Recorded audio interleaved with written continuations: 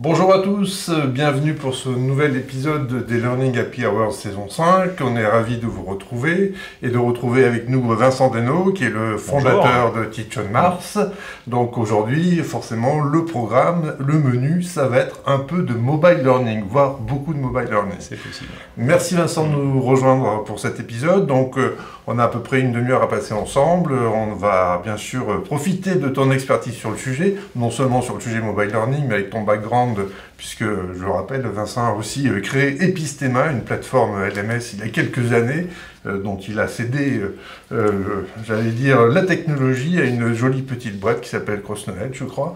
Voilà, donc une belle réussite déjà dans le LMS et donc une belle réussite qui se profile également de mobile learning. Alors justement, mobile learning, peut-être une première question pour se chauffer. Oui, Vincent, bonjour. Bonjour Philippe. Moi, je commence toujours par une petite question à la noix. On parle de M-learning.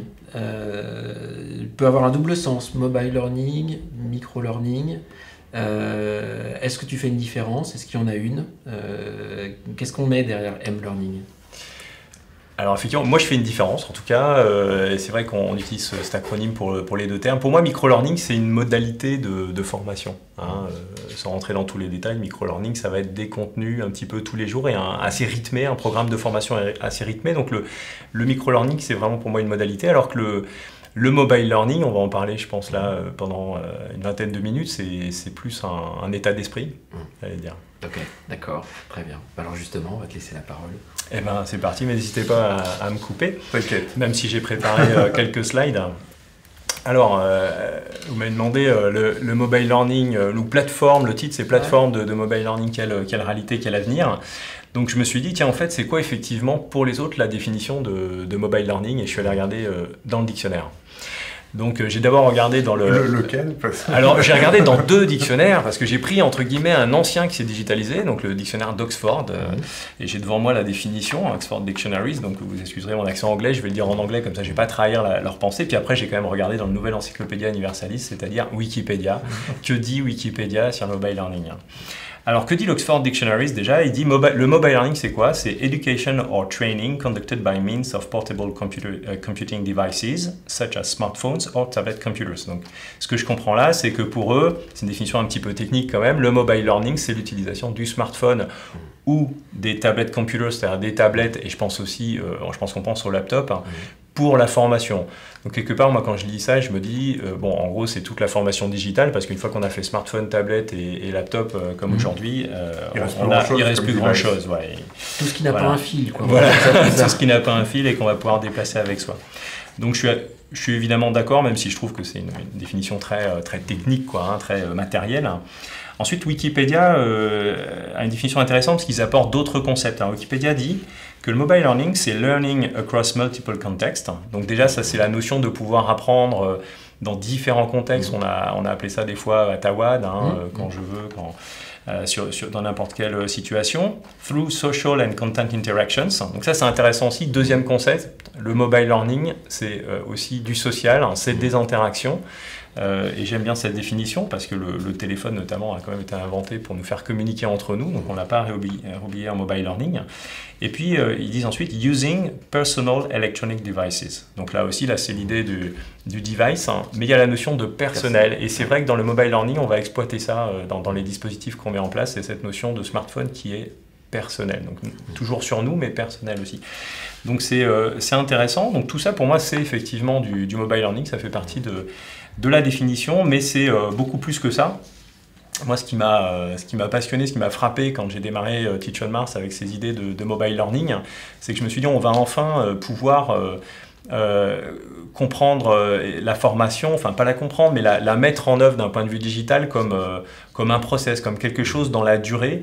Et c'est vrai que si on prend le présentiel où on est par définition limité dans le temps et dans l'espace, et donc le nombre de personnes qu'on va avoir devant soi, le e-learning déjà, quand j'ai démarré Epistema, effectivement, c'était la promesse de sortir un petit peu de ces frontières-là, de les casser, d'aller au-delà, mais avec une approche qui était toujours quand même un petit peu trop contenue, et qu'oubliait un petit peu ce qui se passe après justement la formation. Et là, le mobile, c'est cette potentialité incroyable, je trouve, pour les formateurs et qu'on vit tous les jours avec nos clients, d'envisager enfin la formation dans son ensemble, c'est-à-dire comme un process, hein, et plus qu'un process, même comme j'allais dire un learning lifestyle, hein, pour continuer à parler anglais. Donc, je te parlais d'état d'esprit tout à l'heure.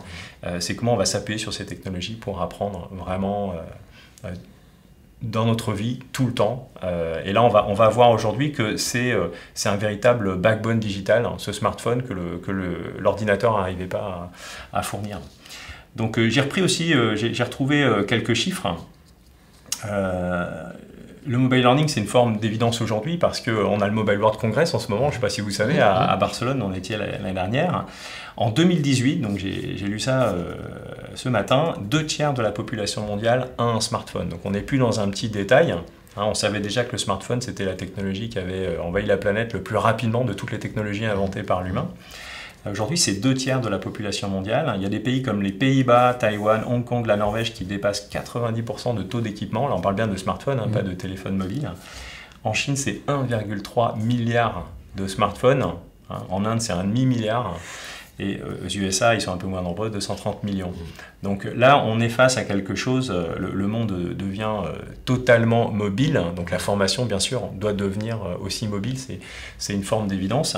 Et une autre information qui est apparue dernièrement, c'est les derniers chiffres de vente globale de smartphones mondiales. Et c'est la première fois que les ventes déclinent.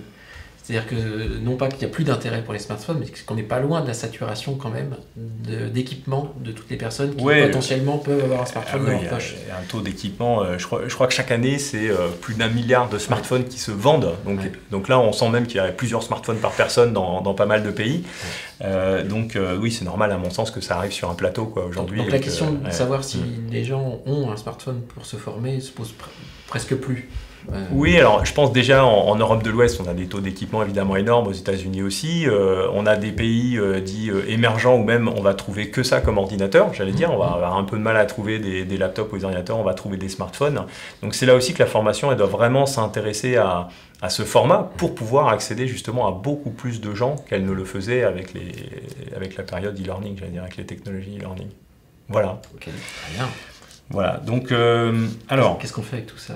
Qu'est-ce qu'on fait avec tout ça? C'est une excellente question, Philippe. Alors, j'ai dit que le mobile learning, c'est l'occasion justement d'aller travailler dans le temps, et on a un schéma qu'on utilise beaucoup chez Teach on Mars, c'est ce schéma-là. Donc, et là, j'ai mis un peu notre mantra, mais make every moment a learning moment, parce que pour moi, c'est une formidable promesse justement du mobile learning, c'est de pouvoir transformer n'importe quel moment en moment d'apprentissage, alors qu'avant, on ne pouvait pas forcément, parce que si on est lié absolument au desktop, il fallait quand même avoir son ordinateur devant soi.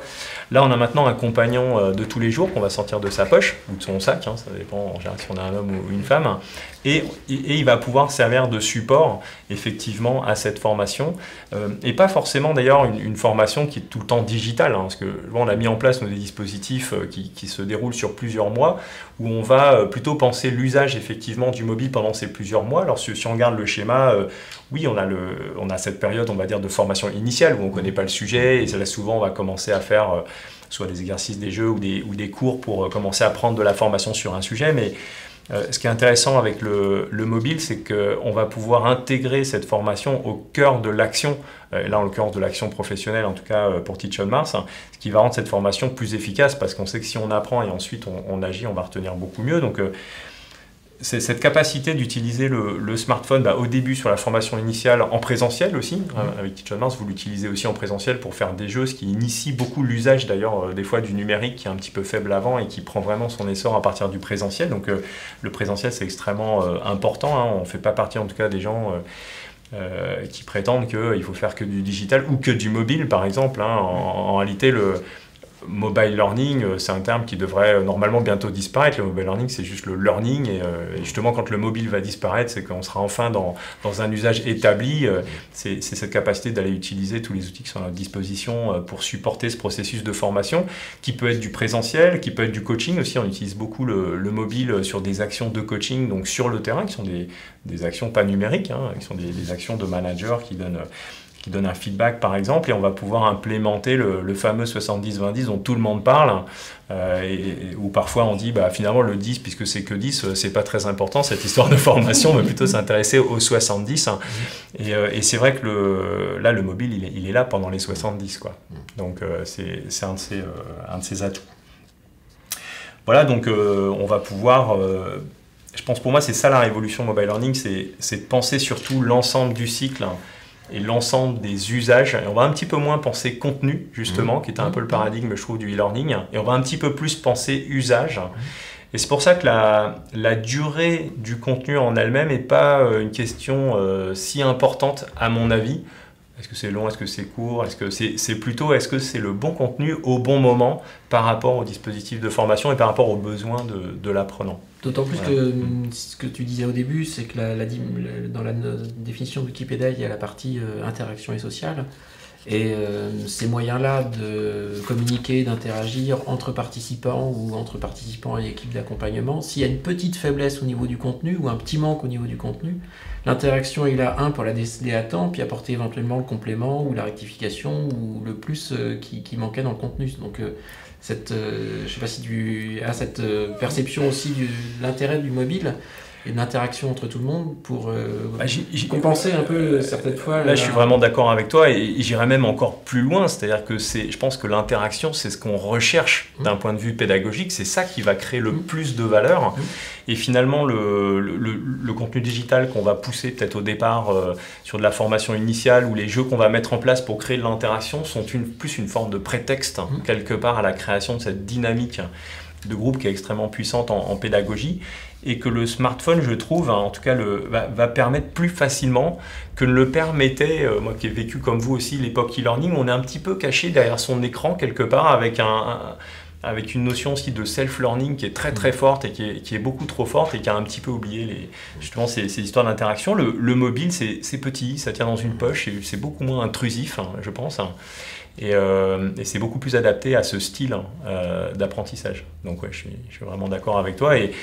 Et je sais que le discours, les échanges qu'on a avec les formateurs, je crois qu'on passe d'une époque où le e-learning, des fois à la limite, était l'ennemi du formateur, en tout cas a été clairement vu comme un ennemi du formateur pendant longtemps, presque devenu un gros mot, même, je dirais, à une certaine époque, à un smartphone aujourd'hui qui est plus le compagnon du formateur et qui va être plutôt un outil pour lui permettre d'étendre ses capacités et qui est pas perçu comme un ennemi. Et moi, c'est une grosse différence que je vois entre aujourd'hui, là, en 2015, 16, 17, 18, et puis les années 2000, où c'était quand même pas très très bien perçu cette histoire de formation numérique. Donc là, il y a vraiment un changement d'état d'esprit, et parce que le formateur le voit comme une chance pour lui, en fait, une opportunité. Et ça c'est un peu je suis désolé, j'ai parlé un petit peu de Teach on Mars, mais je ne sais pas si vous connaissez l'affiche de la NASA qui s'appelle Teach on Mars, où on voit un formateur en scaphandre sur Mars qui a réussi à amener ses élèves très loin, sur Mars quand même, avec ses... et c'est vraiment ça le mobile learning. Quand j'ai vu ça en Floride, au Cap Canaveral, c'est pas un pitch, c'est l'histoire. Pourquoi Teach on Mars s'appelle Teach on Mars? C'est grâce ou à cause de cette affiche qui a été faite par la NASA à Cap Canaveral, donc, et qui symbolise pour moi cette capacité du formateur grâce à la technologie, mais qu'on oublie au final, cette capacité de casser les frontières de sa salle de classe et d'amener ses apprenants très très loin. Et je pense que vous êtes des formateurs et forcément ça vous plaît de vous dire je vais pouvoir accompagner mon apprenant bien au-delà du moment où j'ai eu cette interaction avec lui et pendant tout un cycle de formation. Et on sait que se former, c'est pas facile, c'est un effort, ça prend du temps, ça va prendre plusieurs semaines, ça va pas se faire en 2 jours de présentiel, ni même en 1 semaine. Donc il faut avoir cette capacité à accompagner dans le temps. Et ça on y arrive plus facilement avec le mobile. Voilà. Ceci étant dit, il ne faut pas tout focaliser sur le mobile. Là, on parle du smartphone parce que c'est un nouvel outil à notre disposition, mais en fait, on est dans un paradigme qui est totalement cross-canal. Il faut pouvoir aller, on l'a dit au début, avec la définition de Oxford Dictionary, sur sa tablette, sur son PC, bien sûr, ou sur son smartphone. Voilà. Ok. Alors, je vous ai préparé une autre slide qui représente ma vision aujourd'hui du marché Parce que quelle réalité au final du mobile learning aujourd'hui? Parce qu'aujourd'hui, mobile learning, c'est un terme qui recouvre quand même des réalités très différentes sur le marché.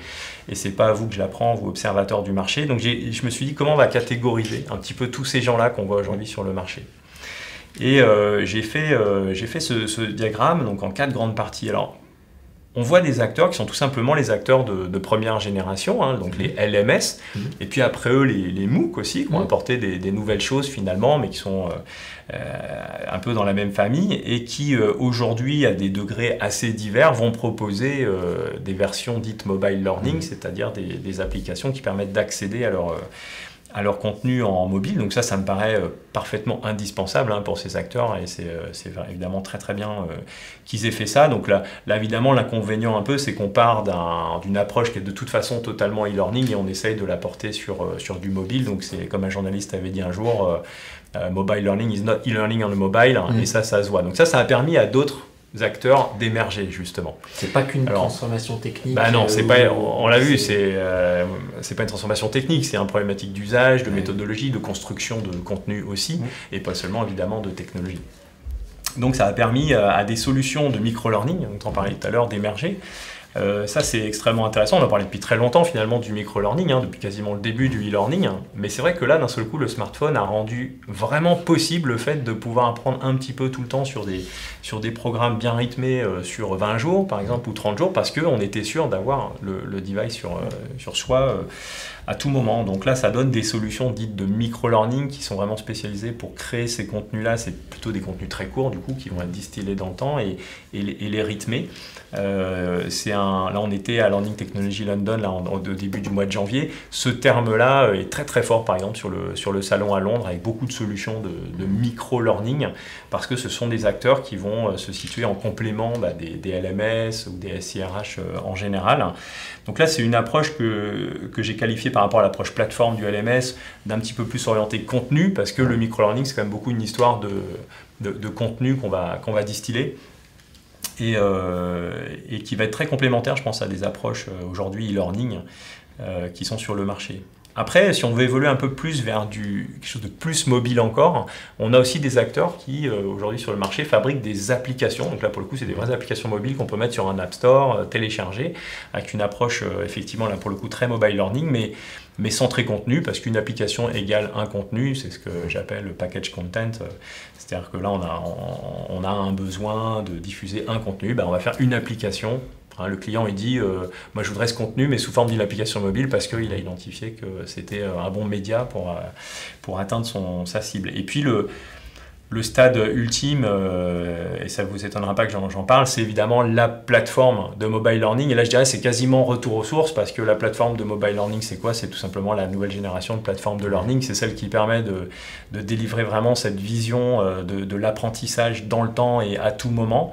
Donc c'est l'évolution pour moi assez naturelle en fait de ce qu'on fait déjà depuis une vingtaine d'années en Europe sur ce marché de la formation digitale. C'est une évolution naturelle qui a quand même des nouveaux bénéfices, et qui à terme forcément remplace pour moi les anciennes générations. Tu parles de génération, mais je pense que quand on t'a challengé sur ce titre-là, quel est l'avenir des plateformes de mobile dans le paysage de la formation, c'est bien ce qu'on a pu constater, c'est-à-dire que certains LMS se disent compatibles mobile, mais ne serait-ce que d'utiliser le mot compatible, voilà, c'est un peu faire rentrer un truc grand comme ça, Et puis je pense que l'approche n'est pas la même, c'est-à-dire que quand on est apprenant, sans parler même des tuteurs ou des gens qui sont au côté back-office de la plateforme, mais quand on est apprenant et qu'on est devant un LMS, c'est vrai qu'on a une certaine vision des catalogues, toutes les fonctionnalités de la plateforme pour avoir une impression de richesse pour se former. Mais sur un mobile, il faut aller beaucoup plus vite sur l'essentiel, et l'état d'esprit n'est pas le même. On n'a pas la même situation confortable pour se former, on n'a pas le même temps à consacrer à la formation. Donc je pense que l'approche d'une plateforme qui a de l'avenir sur un mobile, c'est de repenser totalement la façon dont elle doit se comporter sur un mobile. Je ne sais pas si c'est quelque chose que vous avez réfléchi. Oui, non seulement on y a réfléchi, et je pense que tu as bien vu la chose, c'est-à-dire que En fait, si on compare, il y a des usages qu'on connaît bien aujourd'hui, c'est par exemple écouter de la musique sur Spotify ou Deezer, pour citer deux marques du coup, mais avec des approches similaires, ou aller regarder des vidéos sur YouTube ou sur Netflix. Là, on a des nouveaux usages qui ont remplacé quasiment les usages d'avant, c'est-à-dire acheter des disques ou regarder des chaînes de télé.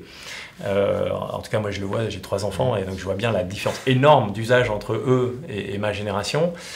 Je pense que sur ce marché de la formation, et notamment de la formation digitale, on est en train de vivre la même transformation. Elle est juste plus lente parce qu'on est sur un marché aussi qui est plus compliqué, où on n'a pas un contenu préexistant comme on l'avait sur la musique ou sur l'industrie du cinéma et de la télévision.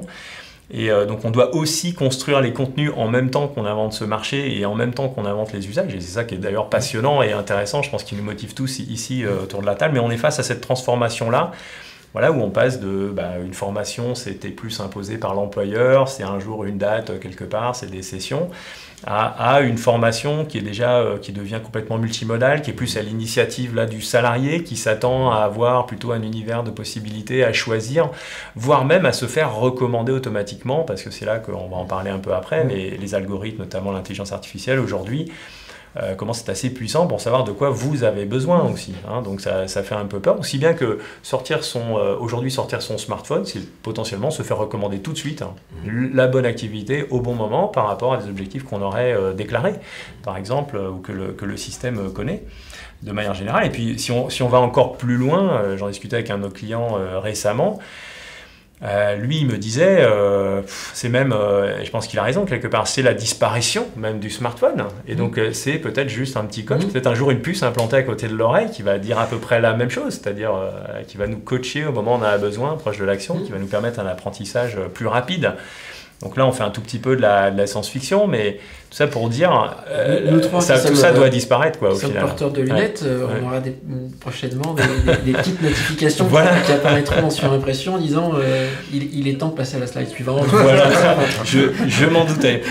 Alors, slide suivante. Je me suis posé la question aussi. Nous, ça fait 5 ans qu'on existe, on fêtera nos 5 ans Teach on Mars en juin prochain, donc ça sera une grande fête. On conviera toute la profession certainement, mais je me dis sur ces 5 ans, on a vu, c'est une promesse aujourd'hui faite devant la caméra. Je ne sais pas si tout le monde est d'accord chez moi, mais ça sera comme ça. Donc j'ai un peu classé nos clients en 4 catégories, parce que c'est vrai qu'on en a vu, on a été un peu pionnier sur ce secteur et on est content de voir aujourd'hui, c'est un secteur très actif avec beaucoup de startups et plein de nouvelles technologies vraiment intéressantes. Et j'ai un peu classé nos clients en 4 catégories. Alors, il y a clairement ceux qui sont très conservateurs. En anglais, j'appelle conservative. Donc, eux, alors, soit ils se disent, non, personne n'a de mobile aujourd'hui, ou ça va être trop compliqué avec les syndicats, ils font rien. Ou alors, on va prendre notre LMS et puis on va regarder s'ils ils sortent une appli mobile l'année prochaine, quelque chose comme ça. Voilà. Bref, eux, ils veulent pas trop de changements, pas tout de suite. Ils y viendront plus tard. Et il existait les mêmes à l'époque du e-learning, il y a 15 ans, bien sûr, 20 ans. Ensuite, il y a ceux qui sont assez pragmatiques, on va dire, dans leur approche. Et oui, quand même, ça ne m'a pas échappé que le mobile, c'était devenu un écran assez important pour chacun d'entre nous. Je vais faire un projet pilote, et là, on a souvent un projet au niveau du département, et ça va souvent concerner une approche qui n'est pas une approche globale, qui va être, par exemple, on va lancer un jeu, par exemple. Je parlais des contenus packagés tout à l'heure, on va lancer juste un contenu. Ou alors, on va lancer juste un dispositif de micro-learning en complément de nos dispositifs actuels. Donc ça, c'est quand même bien, parce que ça va venir les initier aux bénéfices de ces approches-là, et ça va leur permettre quand même de démarrer une démarche quand même dans leurs entreprises. Donc, voilà, eux, je les appelle un peu les pragmatiques. Ensuite, il y a les enthousiastes. Donc ça, c'est vraiment de cœur, nous, de clientèle. Alors, on est aussi enthousiastes qu'eux, en tout cas. Eux, ils envisagent déjà un déploiement complet. Alors, ils le font beaucoup à la mode un peu LMS, dans le sens où ils disent, je vais acheter un outil, je vais acheter une plateforme, cette plateforme va me permettre de déployer des contenus au sein de mon entreprise. Mais là où c'est intéressant, donc là la particularité, c'est qu'ils résonnent vraiment au niveau de leur entreprise. Là où c'est intéressant, c'est plutôt d'aller dans la catégorie d'après, les visionnaires, ils se disent, c'est pas un problème d'outils, tout ça, ils reviennent à ce que je disais au début, c'est un problème d'usage. Comment je vais créer des nouveaux usages dans mon organisation qui n'étaient tout simplement pas possibles avec les outils du e-learning, et comment je vais les créer maintenant grâce à cet ordinateur qu'on a tous les jours sur nous. Et c'est là qu'on rentre dans des débats qui sont passionnants, et pour moi, c'est ça qu'on appelle le mobile learning. Le learning, donc tout simplement l'apprentissage. Voilà. Et dans tes petites lunettes, ça doit peut-être dire Vincent, t'es trop long, donc Pas je du vais tout. passer le slide, je sais pas du tout combien de temps on est ou combien de temps on a. Si tu devais donner une proportion dans ces 4 catégories, où est la population la plus importante chez les conservateurs? Les conservateurs, j'ai un regard certainement biaisé puisque je les vois pas beaucoup. Et forcément, tous ceux qui nous appellent, ils sont au moins pragmatiques. Après, on en voit aussi. Quand on sait que Teach on Mars a dépassé 50% de part de marché sur le CAC 40 assez vite, hein, on se dit que il n'y a pas tant que ça de conservateurs, puisque tous sont au moins des pragmatiques. Pragmatiques, ça ne les engage pas à grand-chose, puisque ça les engage finalement à faire des pilotes ou des déploiements départementaux. Ce qui est bien sur cette histoire, c'est que vous avez connu aussi toute cette époque du e-learning, où il fallait quand même énormément évangéliser, parce qu'à ce moment-là, dans les années 2000, on était quand même à expliquer comment aller transformer un modèle complètement présentiel en un modèle avec du digital et comment ça allait continuer à fonctionner. C'était beaucoup d'explications, d'expérimentations. Aujourd'hui, on n'en est plus là, puisque tous les grands comptes, en tout cas, font appel à la formation digitale. On n'est plus en milieu hostile. Et on n'est plus en milieu hostile. Et puis, évidemment, il n'y a pas besoin d'expliquer que le mobile, c'est devenu important dans la société, parce que tous, ils le sortent 200 fois par jour de leur poche. Donc, on n'est plus dans une situation d'évangélisation. Donc ça a complètement changé.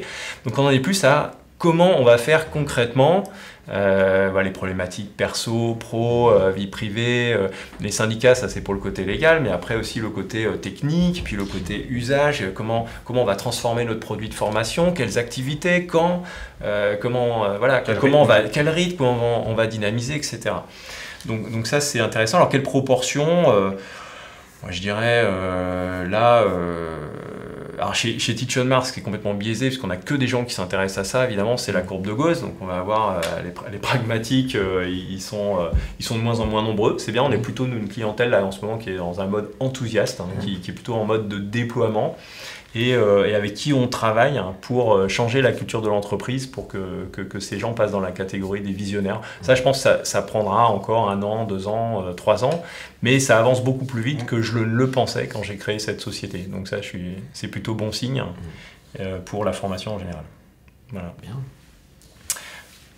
Alors, qu'est-ce qu'on a comme slide derrière? Ah oui, M-Learning, what's next? C'est quel avenir? C'est quelle réalité? Quel avenir? Bon, on en a un petit peu parlé. Là aussi, j'ai fait ce slide qui m'a rappelé le bon vieux temps d'Epistema. Donc la première société, c'était en novembre 2000. Donc c'est vrai qu'à ce moment-là, le e-learning, il n'y en avait quand même pas beaucoup.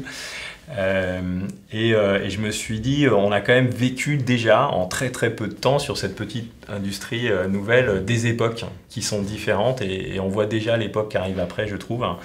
Donc cette première époque, LMS, on l'a dit tout à l'heure, quand on la voit maintenant, on se dit elle était quand même très technocentrique, quoi. On parlait beaucoup de logiciels et puis c'était très administratif. Et d'ailleurs, tous ces acteurs-là sont un peu fondus aujourd'hui sur le marché des SIRH, sont devenus des logiciels de gestion. Après, évidemment, ils sont tous un petit peu transformés, mais c'était quand même une approche très technologique. Et puis, il y a eu cette vague des MOOC ensuite, 10 ans après, qui a répondu à ce qu'on reprochait finalement à cette vague des LMS. C'est pas assez social, c'est pas assez engageant, etc. Donc là, dans les salons, on voyait gamifié, social, etc. Vous vous souvenez? Donc là, avec une approche qui s'intéresse plus au format pédagogique, c'est ça le MOOC aussi, plus au contenu, mais au format lui-même. Et puis qui doit se faire sa place, s'intégrer ou pas avec des LMS. Mais là, on a apporté tout de suite des nouvelles idées finalement à cette formation digitale. Puis il y a eu des comportements d'utilisateurs très différents, c'est-à-dire que tout le monde a été surpris de l'engouement et de l'intérêt des utilisateurs pour la formation. On a redécouvert que les gens avaient envie de se former. Oui. Quand les gens qui ont sorti les premiers MOOC intéressants pensaient avoir 5 ou 6 000 personnes et qu'ils en ont eu 40 000, on se rend compte qu'effectivement les gens ont de l'appétit pour la formation. Oui, et puis pas que pour les MOOC de cuisine. C'est vrai, et puis en fait l'histoire au départ c'est toujours pareil, c'était les Américains encore. J'espère qu'on aura bientôt un champion européen avec Teach on Mars. Mais c'est le MIT, finalement, c'est des professeurs là-bas qui disent tiens, je vais faire un cours sur. Et puis d'un seul coup, on découvre ce qu'on savait déjà pour ceux qui étaient dans ce monde-là, mais c'est qu'au lieu d'avoir 50 ou 100 personnes devant lui, il peut en avoir 6 000 ou 10 000 parce que les gens viennent de partout. Et du coup, la presse a accompagné ce mouvement et d'un seul coup, on s'est mis à parler de formation digitale, de MOOC. Donc ça, c'est un grand mérite du MOOC, alors que je pense qu'on n'avait jamais parlé des LMS avant ça, à mon avis, parce que c'était pas un sujet d'ailleurs très intéressant au final. Donc c'est vrai que là, moi je le vois comme forcément une nouvelle période dans cette histoire de la formation digitale. Et aujourd'hui, on vit encore une nouvelle période que j'ai située à peu près à partir de 2015, que Bersine, le fameux analyste américain, a appelé les Learning Experience Platform. Alors on l'appelle comme on veut, mais finalement là ça répond à un autre problème. C'est là en 15 ans à peu près, on a mis des LMS dans tous les coins, des MOOC dans tous les coins, et nos clients, vous le savez, ils sont collectionneurs de LMS. Ils sont collectionneurs de LMS. Et puis pourquoi? Parce que forcément, le premier il n'allait pas forcément, et puis telle filiale en a pris un autre qui était quand même vachement mieux parce que nouveau, et puis après on a acheté un MOOC parce que le format était plus efficace d'un point de vue pédagogique, etc., etc. Et on se retrouve avec tout ça. Et puis on se retrouve aussi avec un marché qui se structure beaucoup et des fournisseurs de contenu maintenant, alors qu'il n'y en avait pas évidemment en 2000 ou 2005 ou même 2010, il n'y en avait pas beaucoup. Et CrossKnowledge est un des pionniers d'ailleurs sur ce marché-là. Et donc, quand même, se pose la question comment fédérer tout ce petit monde, parce que finalement, c'est pour ça que personne n'a raison et que cette approche très monolithique finalement qu'on avait aussi au départ avec les LMS, il faut la casser. On est plus sur une approche d'écosystème, de best of breed, où l'innovation, elle vient de partout, et donc on cherche plutôt une capacité à la rassembler quand même au même endroit pour la rendre accessible à tous les utilisateurs via un portail. Donc c'est ça aussi, et à penser, enfin on pense la formation un petit peu plus dans le temps et en tant qu'expérience. C'est le terme Learning Experience Platform le reflète bien. Donc là pareil, je pense qu'il ne suffit pas de le déclarer sur son site web pour en être un, il faut quand même bien penser la chose depuis le départ, vraiment en tant qu'expérience, et pas seulement en tant que contenu. C'est un peu ce qu'on a dit tout à l'heure quand on a parlé des usages du mobile learning, on parle là plutôt d'expérience. Et c'est vrai aussi pour le e-learning qui n'utiliserait pas de dispositif mobile particulièrement. Donc je crois que là on est sur une nouvelle génération qui est un peu plus proche de l'humain. Et puis la prochaine, what's next, donc effectivement c'est quoi l'avenir? Moi je l'ai appelé pervasive, c'est-à-dire vraiment il disparaît. Et c'est ce que je disais, le bon mobile learning, c'est celui qui s'appelle plus mobile learning, c'est celui qui a disparu et il est partout. Et je pense que si on reste dans l'univers du smartphone sans aller tout de suite dans le petit coach dans l'oreille ou dans les lunettes, effectivement, on est sur une technologie qui s'est répandue et qui est plus forcément dans une seule appli. C'est-à-dire que je pense déjà aujourd'hui, mais en tout cas demain, ça c'est sûr à court terme, les applis numéro 1 sur les smartphones, ça ne va pas être des applis B2B, même celle de Teach on Mars, même si elle est vraiment bien.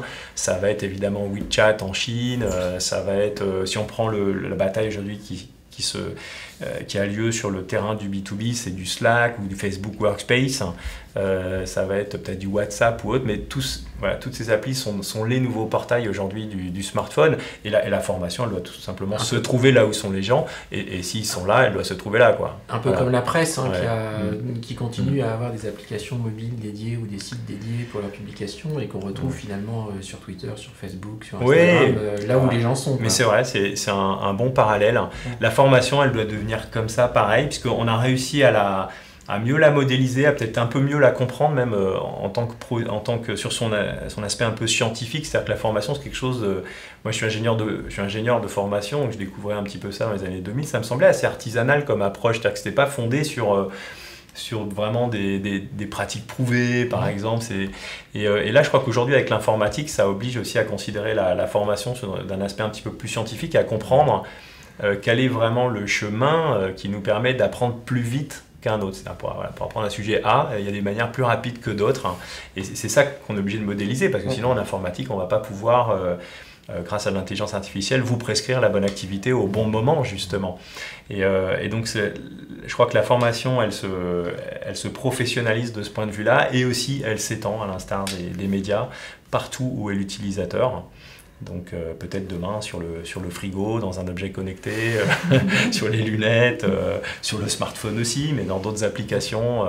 Partout où on a besoin d'apprendre, elle va y être. Et l'intelligence artificielle, on en parle énormément aujourd'hui, va permettre des choses comme, bien sûr, vous conseiller le bon contenu, mais aussi, par exemple, parler de ses besoins, tout simplement. C'est-à-dire que l'ordinateur, il peut comprendre de quoi vous avez besoin en vous observant, en observant les autres. C'est ce qu'on appelle un peu le big data. Mais vous pouvez lui dire aussi, au lieu de sélectionner des formations ou d'être dans des interfaces, vous pouvez simplement lui dire moi, écoute, j'ai rendez-vous avec Philippe tout à l'heure, j'ai besoin de parler en public, allez, coach-moi un petit peu.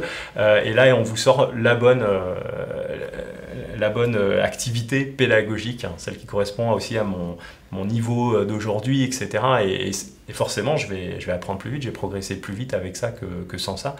Donc ça, pour moi, c'est ça demain, le mobile learning, hein, qui suit l'apprenant. Dans mobile learning, il y a la formation en mouvement, quelque part, la formation mobile, c'est suit l'apprenant partout où il est. Donc, et il y a quelque chose qui m'a frappé aussi, j'ai lu un article, malheureusement, je ne me rappelle plus la source, mais qui prétendait que l'intelligence artificielle sera aussi capable de rédiger des cours. C'est-à-dire, voilà, pas seulement de comprendre votre langage naturel, je vais faire ci, ou j'ai besoin de me former sur ça, ou mon projet c'est ça, donc, et après on en déduit ce qu'on doit apprendre, mais aussi l'intelligence artificielle qui va faire de la curation de contenu automatiquement. Ça existe déjà par exemple dans Spotify ou Netflix, hein, il y a des curations de contenu avec des algorithmes, mais qui est capable de rédiger un cours, d'aller prendre des infos dans des bases de données, sur Internet, d'aller rédiger des exercices, des activités pédagogiques, un cours. Ça peut refaire peur à nos formateurs. C'est déjà possible aujourd'hui, il y a des sociétés, dont une boîte française qui a de l'intelligence artificielle pour rédiger des fiches produits. Et donc qui va chercher de l'information dans différentes bases de données et qui rédige des fiches produits. Alors une fiche produit, c'est de l'information simplement un peu structurée, il n'y a pas d'intelligence dedans. Mais Google est en train d'entraîner ses intelligences artificielles à rédiger des fiches Wikipédia. Ça commence à devenir plus intéressant. C'est déjà demain alors. Attention. Ça sera la conclusion. Voilà. Ça peut être la conclusion, effectivement. Ok, super. Merci beaucoup de nous avoir partagé ta vision du mobile learning. Peut-être une dernière question avant de se quitter. Twitter a été obligé d'abandonner les 140 caractères malgré, j'allais dire, son positionnement initial. Est-ce que le micro-learning va vraiment quand même continuer et pouvoir être une réalité pour se former, ou il va falloir redimensionner un peu la chose? Alors déjà, je pense de toute façon, on s'adaptera toujours aux possibilités de la technologie à l'instant T, mais je crois surtout que c'est pas une question de contenu, c'est pas une question de taille du contenu, du coup c'est plutôt une question d'usage et de pertinence du contenu au bon moment. Donc on est vraiment plus sur une réflexion, je pense, sur l'usage.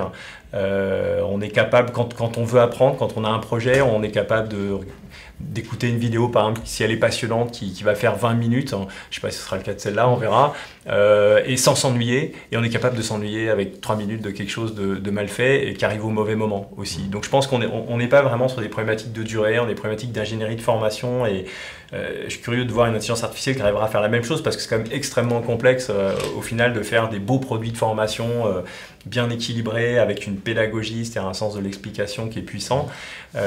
Voilà, c'est pas une question, je crois, de 140 caractères ou de plus. Hein. Ok, c'est une bonne nouvelle. Nous voilà rassurés. Voilà. Merci beaucoup, Vincent. Merci à vous. Merci, c'est la fin de cet épisode des Learning Happy Hours saison 5. Nous recevions Vincent Deneau, le fondateur de Teach on Mars, et qui nous a emmenés sur sa planète. Merci, à bientôt.